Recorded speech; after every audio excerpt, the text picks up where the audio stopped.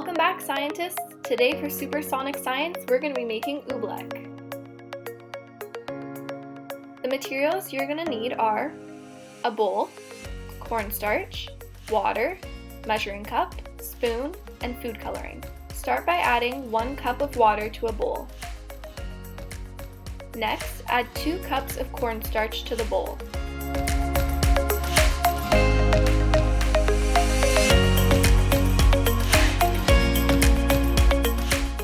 And that's it, those are all the ingredients.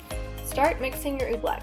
I'm using a spoon, but feel free to use your hands. As you start mixing, you'll notice its odd consistency. This is because Oobleck is a non-Newtonian fluid, which means it acts as a liquid and a solid. You'll notice that in its resting state, it looks like a liquid, but as you apply pressure, it turns into a solid. If you want to experiment even more, add some food coloring. You'll notice that when you start to stir it, it rests on the top. To have some fun with it, try creating some designs.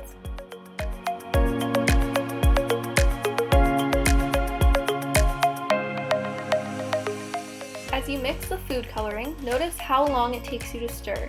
Is it more or less than an average liquid?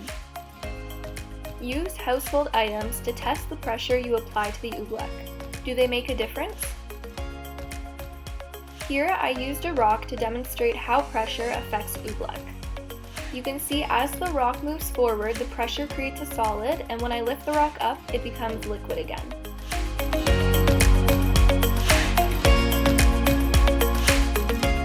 As another example of pressure, try rolling a ball of Oobleck, and when you stop rolling, it'll turn into a liquid again. Have some fun with the Oobleck. Add food coloring to get different colors and try out different designs, and test out different household items to change the pressure that's applied. You could even add more water or more cornstarch and see if that makes a difference. Once again, you can see that as the pressure from the spoon is applied, it turns to a solid.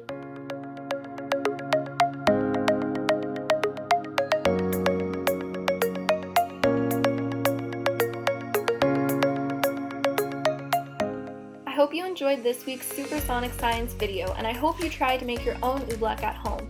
You'll be happy to know that this does easily wash off with water, so it's an easy cleanup.